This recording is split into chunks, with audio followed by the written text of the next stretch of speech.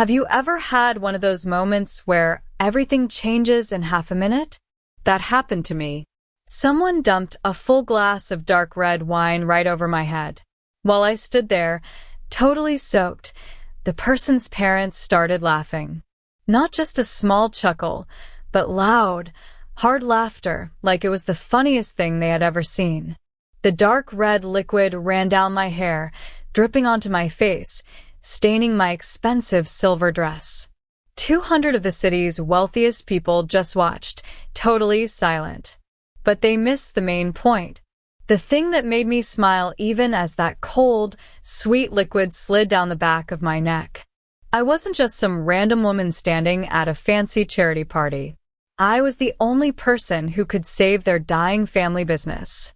Before we start, write your name and where in the world you are watching from in the comments below. The very next morning, they walked into my office to sign a huge deal worth $500 million. The look on their faces that day? Priceless. Hold on, I'm getting ahead of myself. Let me tell you how one single night of bad behavior cost that family everything they owned. Stay tuned because this story of getting even is the sweetest thing you will ever hear. If you love seeing bad people finally pay for what they did, hit that subscribe button right now. I remember every small detail of that evening. It was a Friday night, early in the fall. The weather was just right. I got the invitation to Lawrence Carter's yearly charity party about 3 weeks before the event. Lawrence is one of those billionaires who actually earned people's respect in the business world, not just inherited his money. We had worked together before, and he was one of the few people who knew exactly who I was and what my company did. See, I like to stay out of the spotlight. While other chief executive officers are putting their faces on every magazine cover, I stay hidden. That is strategic. It is smart. And that night, it kept me safe from making a massive mistake. I chose a simple, silver dress. Nothing flashy or loud. I wanted to disappear into the crowd and just watch. My company was close to signing a big contract, and I learned that the family of the potential partner would be at this party. I needed to see them in their real life, without their business masks on. I wanted to see how they treated people when they thought no one important was paying attention.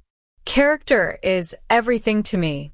I didn't build my company from zero, just to team up with people who had lots of money, but no decency. The party was at the Grand Palace Hotel. It is one of those places where the door handles probably cost more than most people's cars. Crystal lights hung everywhere. The floors were shiny white marble, and waiters in perfect white gloves walked around carrying champagne on silver trays. I walked in alone, checked my jacket, and told a few people I was a business consultant.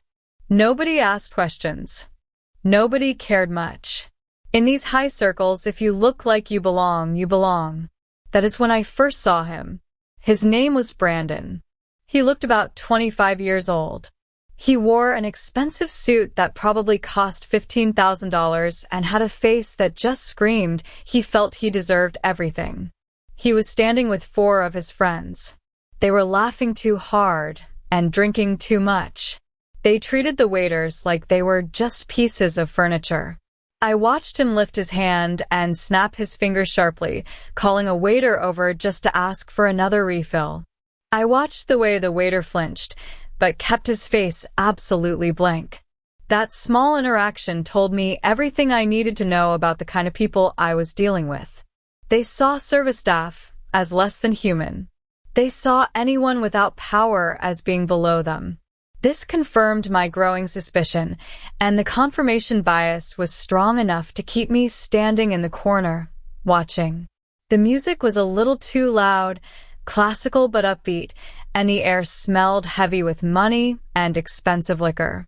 I was just trying to decide if I had enough information to leave when Brandon noticed me. Perhaps it was the simplicity of my silver dress that stood out against the loud jewelry and sequined gowns. Or perhaps it was just the alcohol and his inherent arrogance that made him seek out an easy target. He detached himself from his friends, swaying slightly, and walked toward me. The approach felt heavy, deliberate, like a predator stalking its chosen prey. "Well, hello there," he slurred, holding a tall glass of deep red wine. He didn't wait for a response. "What do we have here? I haven't seen you around before. Are you lost, or are you one of those new money types who just got a check and thinks they belong?" I kept my expression neutral.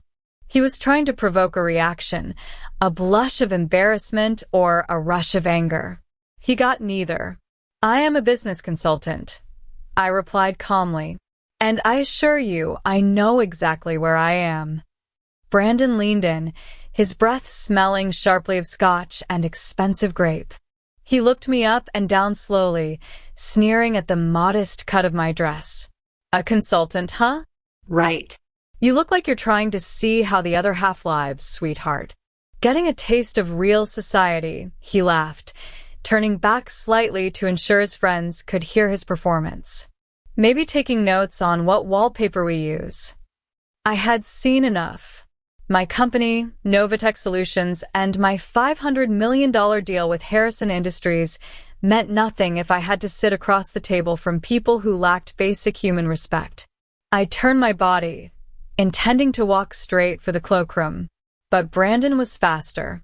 His hand shot out and clamped tightly around my left forearm. His grip was immediately painful, digging into the soft skin just above my wrist. I stopped instantly, the surprise of the physical contact hitting me harder than any of his words. "Hey." "I'm talking to you," he snapped, his voice dropping slightly, the playful drunkenness evaporating into sharp irritation. "You don't just walk away from me. You need to learn how things work here. People like you, people who hustle for a living, you listen when you are addressed by the people who actually run things. You need to know your place." A heavy silence descended in my immediate vicinity. It felt like every fiber in my body tightened. Know your place. The phrase echoed the ugly, cold memories of my childhood, watching my mother scrub floors for arrogant, indifferent people. That was the phrase that broke her spirit, the reason I fought so hard to build an empire of dignity. I lifted my eyes, focusing not on Brandon, but past him. 10 feet away, standing near the champagne tower, were Gregory Harrison and his wife, Patricia. They had been watching the entire exchange. Gregory, the patriarch, the CEO, who needed my contract to save his crumbling legacy, was not horrified. He was smiling, a broad, approving grin. Patricia covered her mouth, not in shock, but to hide a clear, delighted chuckle. They were silently approving their son's display of power. They were proud of his cruelty. My calm response, however, was what truly ignited Brandon's fury. "Let go of me," I said, my voice quiet, completely flat, devoid of emotion. I made no attempt to pull away, but the sheer lack of fear in my eyes must have infuriated him. He stared at my face, realizing his performance wasn't working. He was unable to humiliate me with words. The frustration boiled over. His face turned a deep red, matching the wine in his hand. Without a moment's warning, Brandon reared back his arm and then forcefully inverted the glass. He didn't spill the wine. He poured the entire contents of the glass, the heavy, dark liquid, directly over my head. The wine hit my scalp with a cold, sticky shock, immediately running down my face, stinging my eyes, saturating my hair, and staining the front of my simple silver dress a vivid, inescapable crimson. The drops pooled instantly on the white marble floor, like spilled blood. The music seemed to cut out instantly, though I know it continued playing. The enormous, glittering ballroom went completely silent. Every single head turned. 1,000 pairs of eyes were fixed on the woman dripping red wine onto the white floor. I stood completely still, the liquid tracking down my chin.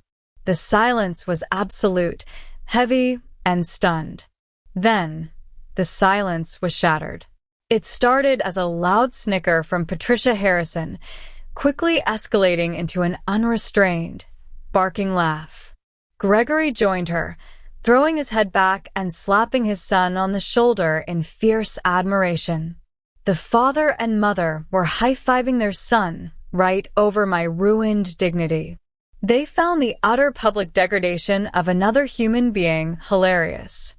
Through the sticky red drops obscuring my vision, I saw Lawrence Carter, the host, a truly kind and decent man who knew exactly who I was, start rushing toward me, his face twisted in mortified anger. But I beat him to it. I raised my hand in a small, sharp gesture, telling him silently, "Stop. Don't move." Lawrence froze immediately, understanding that the damage was done, and the next move was mine. I reached up and slowly wiped the wine from my eyes. I looked directly at Gregory Harrison, still laughing, then at Patricia, then back at Brandon, who was grinning, puffing out his chest, reveling in the sudden attention and the success of his ugly joke. I did not wipe the wine from my dress or my hair. I didn't tremble, cry, or scream. Instead, a slow, cold smile spread across my face. It was the smile of someone who had just been handed undeniable proof, a gift that would lead to total war. I started walking toward the door, ignoring the gasps and the whispers that were just beginning to start up again. Lawrence Carter met me halfway. "Sophia, I am so sorry," he murmured, his voice tight with rage. "I will have him thrown out right now." I stopped beside him. My composure was absolute, bone-chilling. "No, Lawrence." "Don't," I said softly, the wine still dripping onto my expensive heels. "Let them enjoy tonight." I looked back across the stunned room one last time at the Harrison family, still grinning foolishly. Tomorrow will be very interesting. I walked out of the Grand Palace Hotel ballroom, leaving the silence, the glitter, and the stain of their arrogance behind me.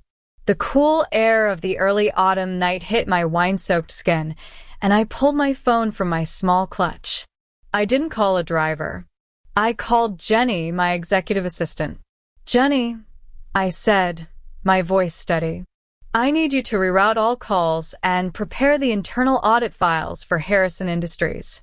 Every detail, every liability. Get them ready to go public." "Now, Sophia, what happened?" Jenny asked, hearing the strange intensity in my tone. "I just confirmed their character, Jenny," I stated, walking fast toward the street where my driver waited. "And I just realized that my $500 million contract is not a deal. It is a weapon. I want those files ready by 7 o'clock tomorrow morning. I am going to ruin them." The limousine was a silent, black sarcophagus moving through the late autumn night. Sophia sat stiffly, the chill from the saturated silver dress seeping into her skin. The heavy, sweet stench of cheap red wine mixed with the sharp scent of her own expensive perfume and the faint salt of her tears, tears of pure, icy fury, not sadness. She lifted a trembling hand and felt the sticky strands of hair plastered to her temple. This was not just spilled wine. This was a symbol. It was the same disrespect, the same casual cruelty she had promised herself and her mother she would never endure again. She closed her eyes, and the opulent ballroom faded, replaced by the cramped, humid kitchen where her mother, Maria, had worked 18-hour days cleaning for families just like the Harrisons. Maria had once accidentally scorched a small, antique rug with a forgotten iron. The lady of the house, a woman whose name Sophia had erased from her memory, had screamed, not about the cost, but about the disgusting incompetence of the poor. Maria had stood there, silent, defeated, scrubbing the scorch mark until her fingers bled, absorbing the humiliation like a sponge. Sophia had been 12. That night, she had looked into her mother's exhausted, hollow eyes and made the vow, not for wealth, but for armor. The power was the only thing that afforded dignity in this world. And tonight, Brandon Harrison had poured scorn and liquid degradation directly onto that armor. She confirmed the reality to herself. Harrison Industries was not just struggling. They were drowning. Her company's $500 million contract was not a lucrative business agreement. It was the final, desperate transfusion they needed to survive the next 72 hours. Without Novatech, the debt covenants would breach, their stock would fall into chaos, and the whole rotten structure built on their patriarch's hubris would collapse. Sophia signaled the driver to pull over onto a quiet side street before entering her private residence. She needed privacy for this call. She dialed the number of Lawrence Carter, the host of the gala. He answered instantly, his voice tight with concern. "Sophia, I apologize. That was an outrage. I already threw Brandon out, and I am cutting all ties with Harrison Industries starting now." "I appreciate that, Lawrence," Sophia replied, her voice low and steady despite the clenching cold in her chest. "But my priorities have changed.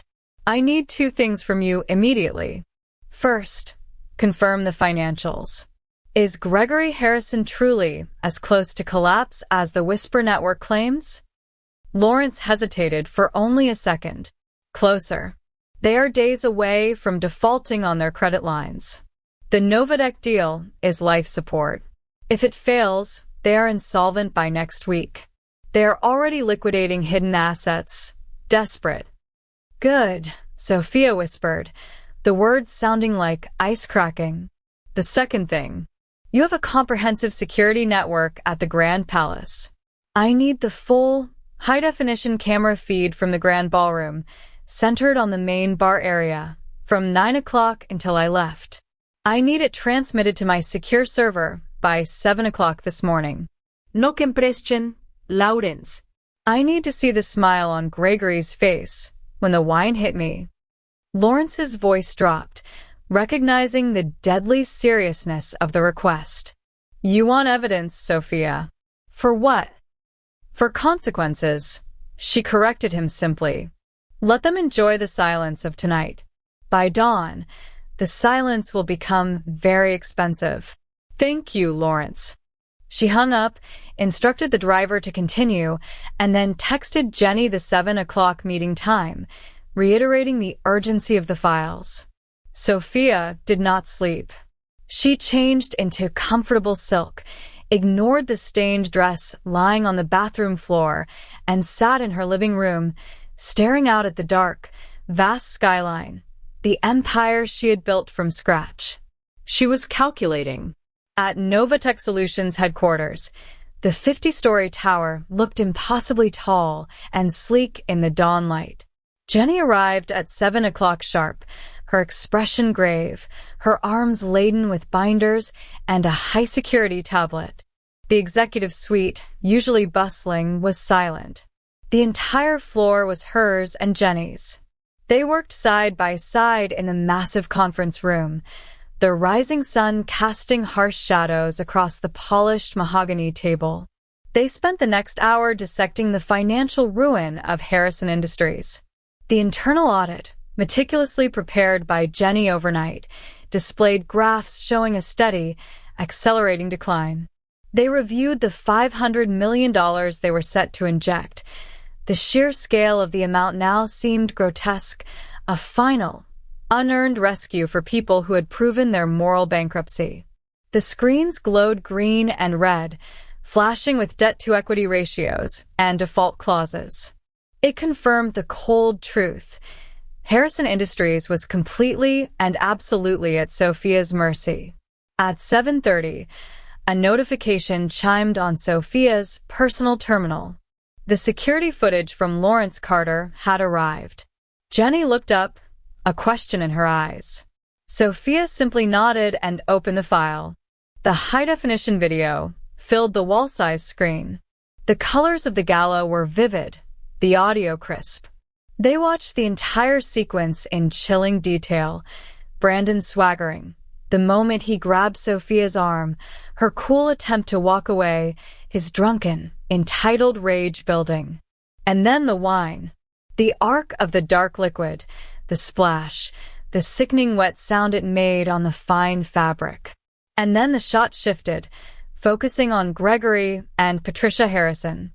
They weren't just observing, they were celebrating. Patricia threw her head back, laughing unrestrainedly, her hand flying up to meet Gregory's palm in a sharp, self-congratulatory high five. They looked proud of their son, proud of the cruelty. They were complicit. Sophia watched it twice. The first time for confirmation. The second time for the cold, pure fuel it provided. The anger was gone, replaced by a surgical calm. "Jenny," Sophia said, leaning back in her chair. "This confirms it. I had hoped their arrogance was merely a social performance. I was wrong. It is their core operating principle." "The video is damning, Sophia." "Utterly damning," Jenny confirmed, shaking her head slowly. "They acted like entitled savages." "They acted like they knew they were untouchable," Sophia corrected. She glanced at the clock on the screen. 8:15 a.m. The Harrisons were due for the final contract signing at 9 o'clock. They would arrive early, stressed, and desperate, clinging to their last shred of hope.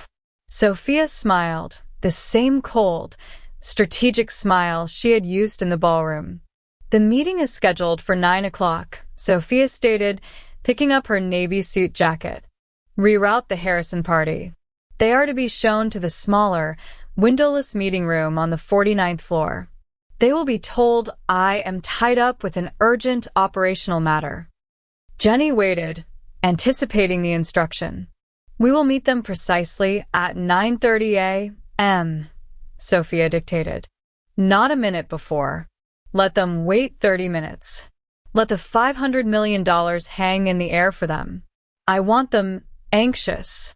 I want them to understand that, for the first time in their lives, they are waiting for someone else's mercy."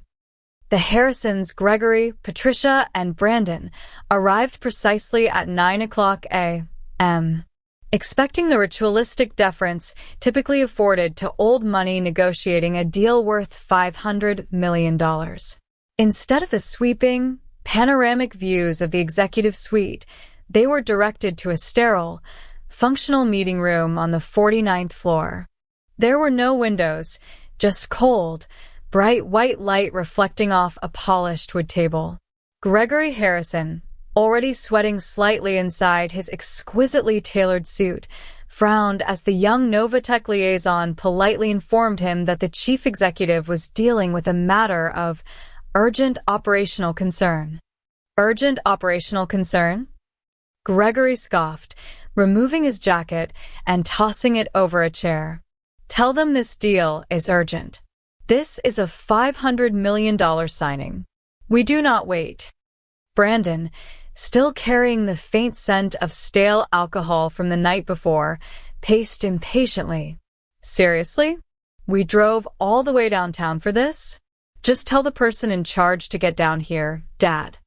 Patricia, sitting stiffly, tapped her perfectly manicured fingers on the table. They had spent the last hour convincing themselves that the humiliating incident at the gala meant nothing. After all, they were the Harrisons, and the person Brandon had insulted was just a consultant, a nobody in a cheap silver dress. 10 minutes passed. Then 20. The Harrisons grew restless, their sense of entitlement colliding with the unfamiliar experience of being ignored. Brandon started checking the door every few seconds. Gregory was making silent calculations, his hand rubbing the faint tremor in his wrist. He reminded himself how much they needed Novatech. This contract was not just profit, it was the life support for Harrison Industries. At 9:29 a.m., the tension in the small room was thick enough to taste. Then, precisely at 9:30 a.m., the door opened. Sophia stepped into the room. She wore a sharp, custom-fitted navy suit that seemed to absorb the room's harsh fluorescent light. Her hair was pulled back into a severe, elegant style that emphasized the flawless symmetry of her face. Every line of her posture radiated stillness and absolute command. She carried no briefcase, no notes, only a clear, unnerving focus. For a long, paralyzing moment, she did not move past the threshold. She let the silence confirm the impossible truth that was dawning on the three people seated at the table. Brandon was the first to realize it. His face, usually a mask of entitled confidence, drained of color.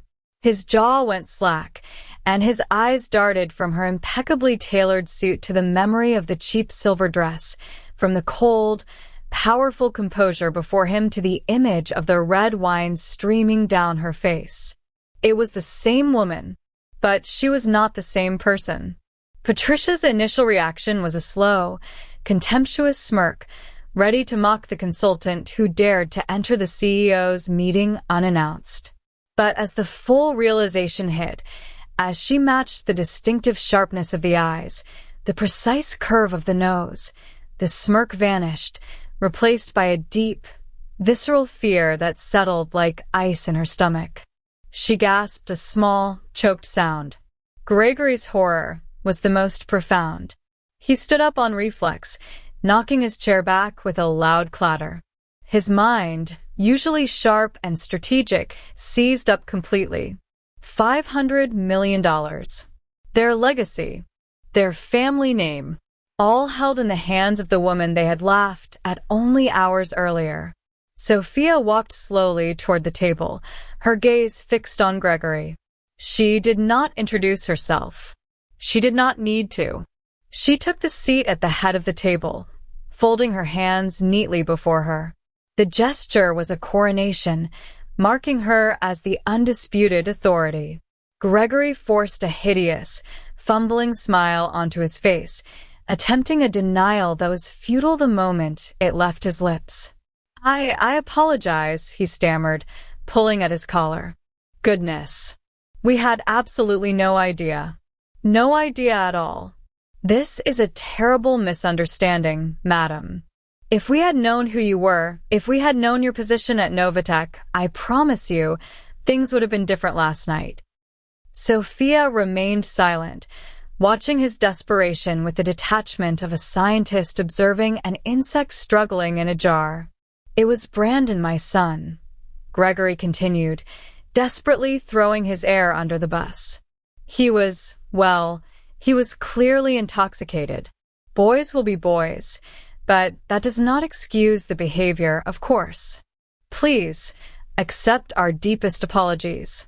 It was a failure of recognition, a failure to recognize your stature.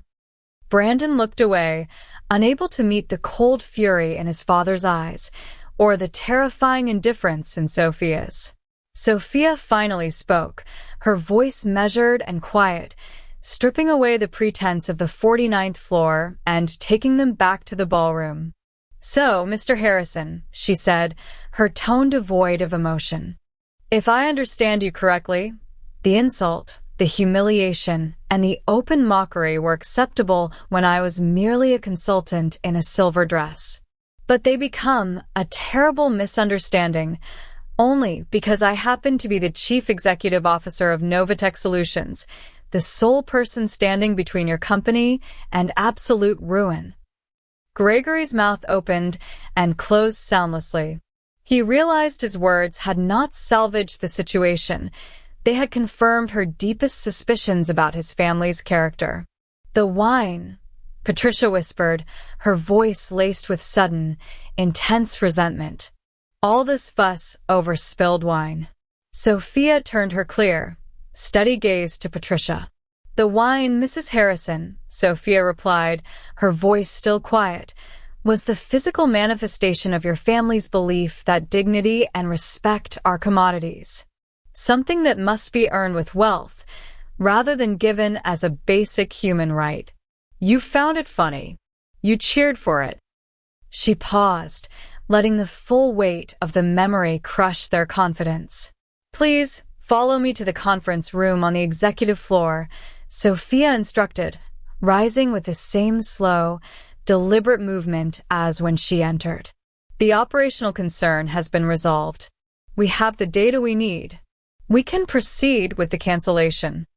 The elevator doors whispered open, ushering them onto the top floor. The Harrisons followed Sophia into the central executive conference room, a space designed not for comfort, but for absolute dominance.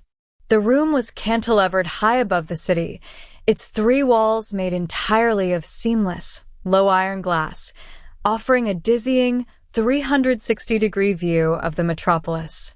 The morning light was blindingly bright, reflecting off the dark, polished obsidian table that stretched 20 feet long. Sophia took the chair at the head of the table. Gregory attempted to sit, but Sophia cut him off with a simple gesture of her hand.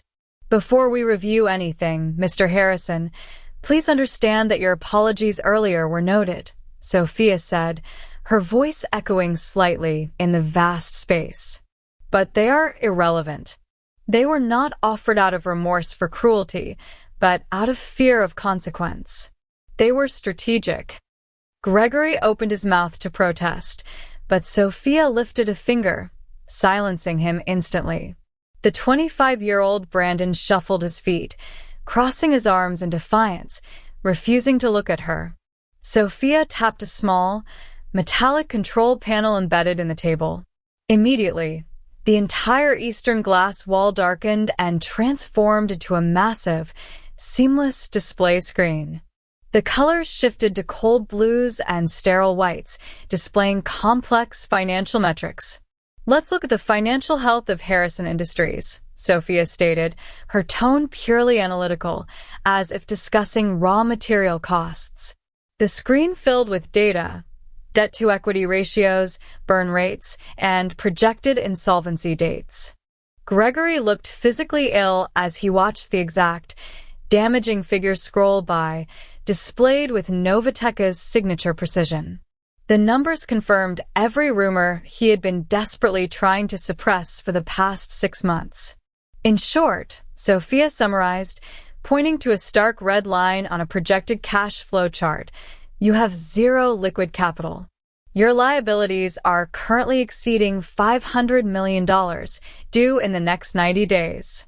Your operational solvency, without immediate intervention, will not exceed 60 days. Harrison Industries is, as of this morning, insolvent. Gregory swallowed hard, his tie suddenly feeling too tight. Patricia nervously adjusted the diamond tennis bracelet on her wrist. "This is why you were so confident last night," Sophia continued, switching the screen with a silent thought.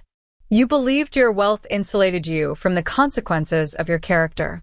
You needed this deal, this $500 million lifeline, not just to thrive, but to survive. This was your final chance." The screen shifted again. The sterile financial data vanished, replaced by the warm, slightly grainy lighting of the Grand Palace Hotel ballroom. The Harrisons collectively froze as the high-definition security footage of the previous night began to play. It showed Sophia standing quietly by the bar, clad in the simple silver dress. It showed Brandon swaying slightly, his face red from too much alcohol and arrogance, aggressively moving toward her. The camera angle, taken from the ceiling, showed the precise moment Brandon snatched the glass of expensive red wine from the waiter's tray. The moment of contact was jarring. The sound system, optimized for clarity, played the wet splash of the wine across Sophia's hair, face, and dress with painful clarity. Then the camera zoomed slightly. It focused exclusively on Gregory Harrison and Patricia Harrison standing 10 feet away. The video clearly captured the broad, unrestrained grins on their faces, the shared look of satisfied superiority, and the sound of Patricia's sharp, ringing laughter, quickly followed by the sight of Gregory gleefully lifting his hand to high-five his son. The footage played through to the silent, shocking exit of Sophia. Then, without a pause, the video reset and played again. The Harrisons were forced to watch their moment of cruelty a second time. Brandon stared at the floor, his ears burning crimson. Patricia covered her mouth, The smile from the previous night, now a sickening memory replayed in a cold office tower. Gregory's face was pale gray, the color of old cement. When the screen finally went dark, the silence was oppressive. It was broken only by the low, continuous rumble of traffic 20 stories below. Why? Gregory choked out, his voice a low rasp. Why show us this? We offered to pay for the dress. We apologized. We made a mistake, a drunken error. A mistake is spilling coffee. This was a choice, Sophia countered, pushing back her chair slightly, leaning into the table. Your family chose to humiliate me publicly because you believed I was socially and economically beneath you. You found joy in my degradation. Brandon, having endured the silence for too long, finally snapped. The sheer scale of the money at stake outweighed his fear of the CEO. He lifted his head, a flicker of his familiar entitlement blazing in his eyes. This is unbelievable, Brandon sneered. You are seriously risking $500 million, $500 million, and the livelihood of 10,000 workers over a tiny incident? Over some spilled wine? You are insane. You are letting your ego destroy a major corporate merger just to prove a pathetic point. Sophia looked at the son, the reflection of the father, and smiled. It was not the cold, strategic smile from the night before, but a decisive, final expression of certainty. Thank you, Brandon, she said softly. You just confirmed my final assessment. This is not about the money, and it is certainly not about the wine. It is about character. And your character, the character of Harrison Industries, is fundamentally rotten. Sophia straightened, her navy suit perfectly tailored, her posture radiating absolute power. The contract is permanently terminated, she declared. Effective immediately. Novatech Solutions will not be involved in the reorganization, refinancing, or survival of Harrison Industries. The word struck Gregory like a physical blow. The CEO, the patriarch of a multi-generational legacy, gasped and actually slid out of his chair, collapsing onto his knees on the polished floor. No. Sophia, please. Gregory pleaded, scrambling forward on the floor, trying to grab the edge of the massive table. Please. We will sign anything. We will double the penalty clauses. We will fire him. Just give us a chance. My father built this company. You can't let it die over this foolishness. The family implosion began instantly, loud and messy. Patricia pointed a trembling finger at her son. This is your fault, Brandon. Your arrogance. Your stupid drunken show. Look what you have done. Brandon recoiled, shouting back, My fault? You were laughing. You high-fived me. You encouraged it, you self-righteous hag.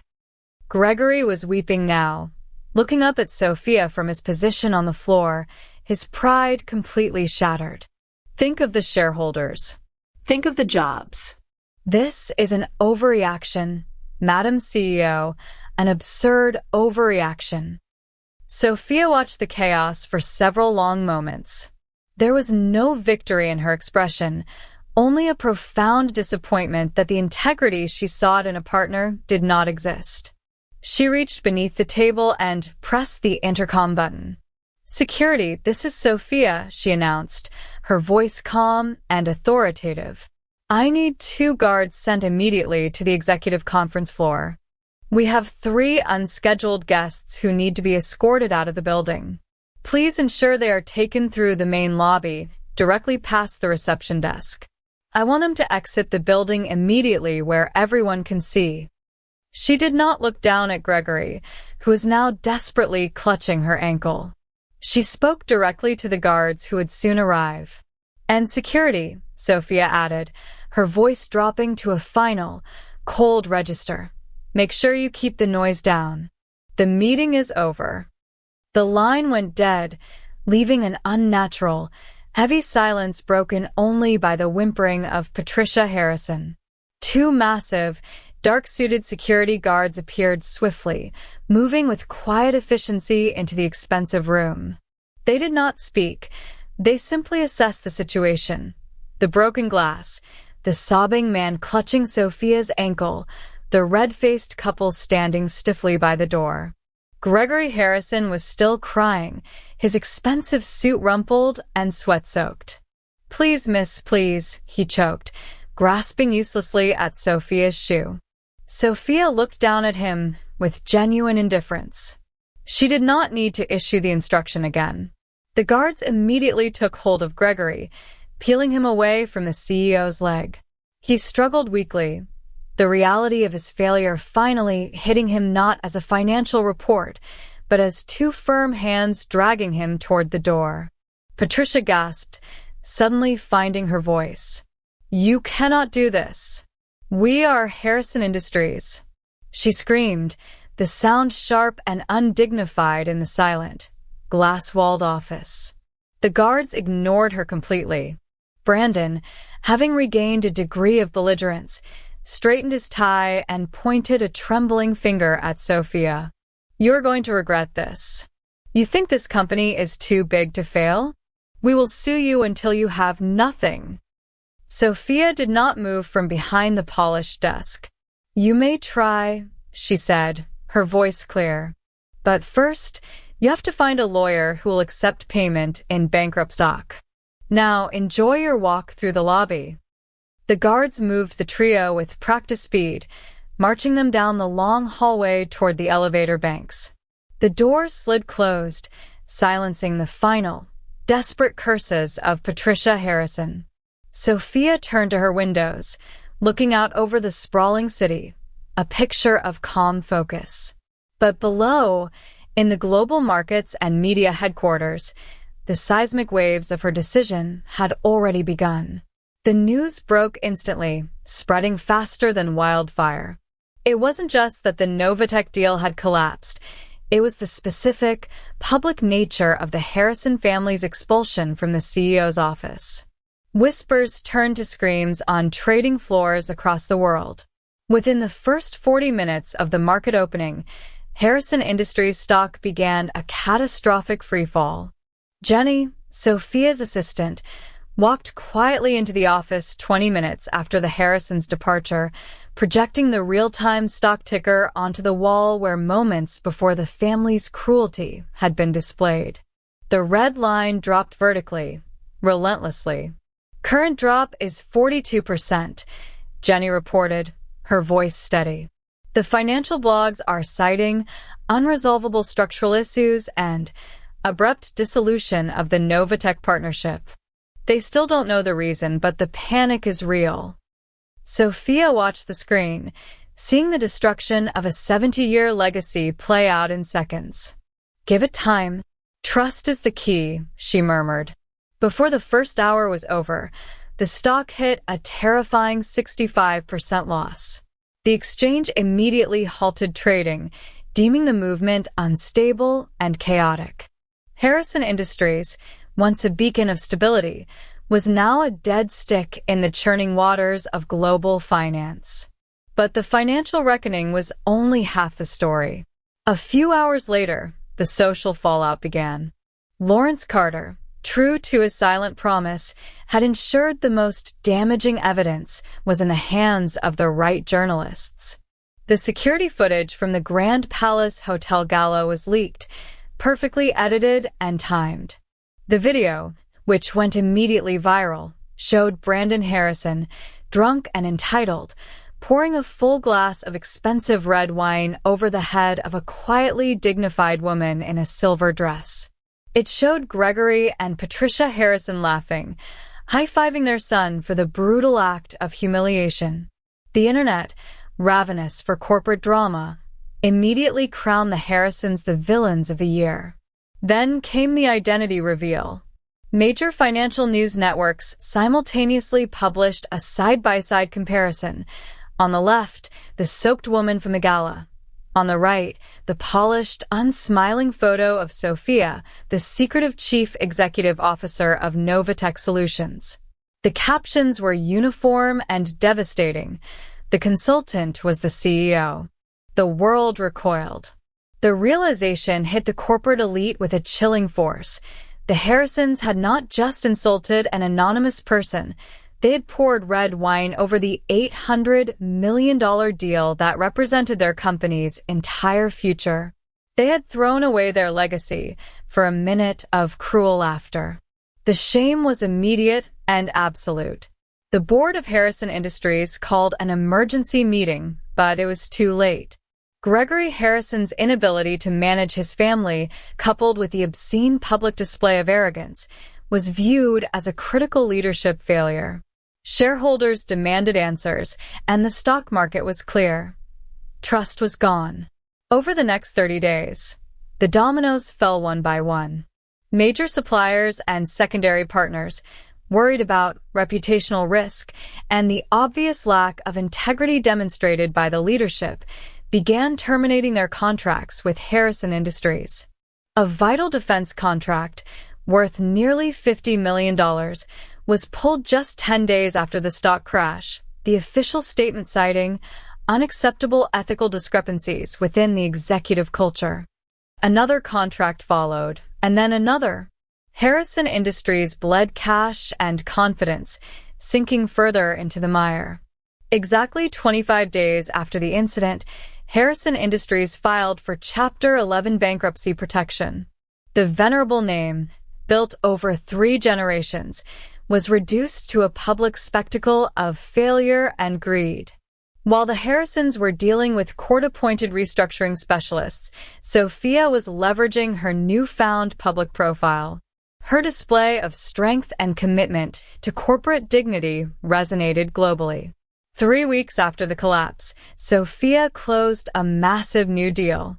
Sitting in the very same executive office where she had destroyed the Harrisons, she shook hands with the CEO of Titanium Enterprises, Harrison Industries' largest and most respected rival. The deal, focused on integrating Novatech's cutting-edge security systems across Titanium's global infrastructure, was finalized for a staggering $800 million. This was not just business, it was strategic repositioning. Sophia had removed a rotten competitor, proved her principles to the world, and immediately secured a massive contract that was 50% larger than the one she had canceled. As she signed the final document, Sophia allowed herself a small, internal acknowledgement. The money was magnificent, but the message was invaluable. Integrity was the only real currency, and cruelty always came with a price. The signing was complete, but the story was far from over. Within 72 hours, the world was hungry for the full narrative, and Sophia chose the most public stage possible to deliver her final, defining statement.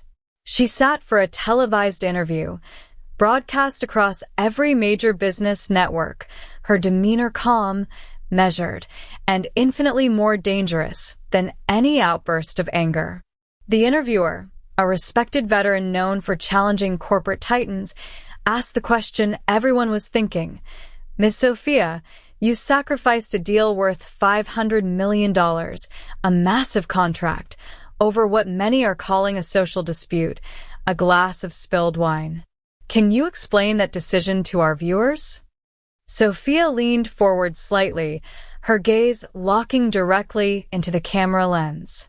It was never about the wine, she stated, her voice quiet but firm. It was about dignity. When a company seeks a partnership with Novatech, we look for 2 things: capability and character. Harrison Industries had the first but completely lacked the second. She paused, letting the weight of her words settle. We build systems that protect digital infrastructure, but we cannot partner with leaders who actively destroy human integrity. The way the Harrison family treated me, when they believed I was merely an unconnected consultant, proved their culture was fundamentally broken. Respect should not be transactional. It should not be dependent on your job title or your bank account. The interview was electric. It resonated not just in boardrooms, but on kitchen tables across the country.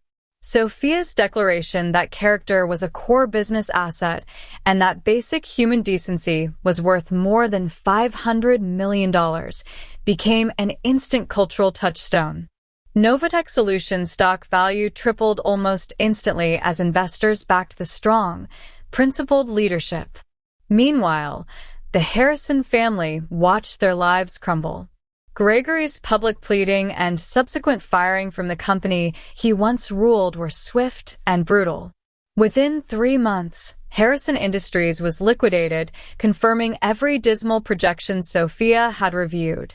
The Grand Harrison estate, their symbol of inherited entitlement, was seized. Gregory and Patricia retreated from public life, their laughter from the gala night forever preserved in the viral security footage, now acting as an eternal monument to their hubris. Brandon, the golden son who believed he could humiliate anyone without consequence, was now living in a small, rented room on the outskirts of the city. He spent his days in the unforgiving heat of commercial kitchens, scrubbing grease and drying dishes. The soft, unlined skin of his hands was now rough and permanently stained. Every backbreaking hour was a lesson in the honest work he had always mocked.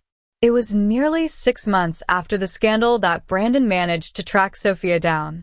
He did not try to call or email. He knew those channels would be useless. Instead, he waited in the vast, polished lobby of the Novatech headquarters, dressed in clothes that were clean but clearly cheap and worn. When Sophia descended from her private elevator, accompanied by Jenny, she stopped short. Brandon stood near the minimalist reception desk, his shoulders slumped not from defeat, but from true exhaustion. His eyes were wide, clear, and carried a weight she had never seen there before. Jenny moved to intercept him, but Sophia raised a hand. She dismissed her assistant with a look and walked across the pristine marble floor toward him. "Brandon Harrison," Sophia said, her voice flat, devoid of hostility. Brandon flinched slightly at the sound of his name, a name that now carried the unmistakable scent of failure in every corner of the city. He swallowed hard. "Ms. Sophia," he managed, his voice hoarse. He did not attempt to shake her hand, keeping his calloused hands hidden in the pockets of his thin jacket. "I didn't come here to beg for money or a job. That chapter is closed. I had to see you and say this in person." He looked down, then forced himself to meet her gaze. "I was a terrible person. I was arrogant, protected by money I didn't earn, and I honestly believed that people like me could treat people like you, like the waitstaff, like the consultants, as if they were less than human. When I poured that wine on you, I didn't see a woman. I saw a mistake that needed to be taught a lesson in hierarchy." He paused, a flicker of genuine regret crossing his face. "Losing everything, it broke me down, but it also forced me to build something real. Working 10-hour shifts, washing dishes, trying to pay rent, being ignored and belittled by the cooks. It showed me exactly what dignity means when you have nothing else. It's the last thing you hold on to." He straightened his posture slightly. "I deserved what happened to me. I just want you to know that the lesson landed. I apologize, truly.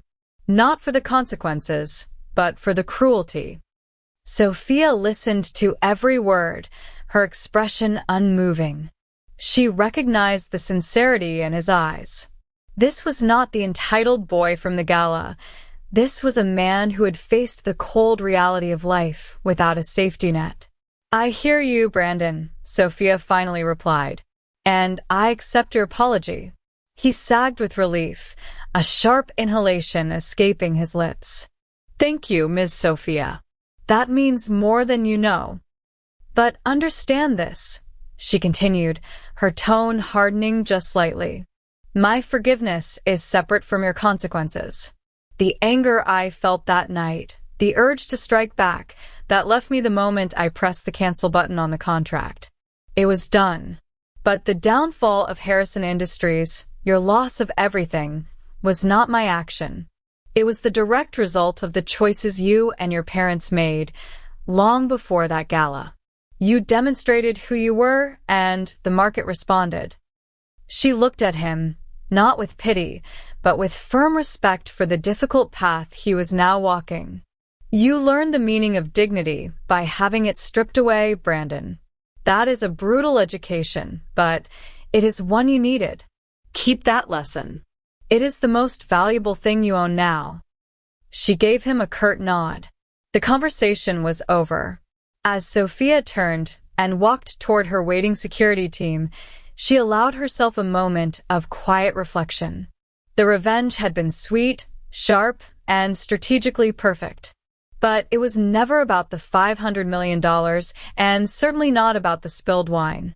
It was about the cold, hard, fundamental truth that respect should be given freely, without question, regardless of wealth or status.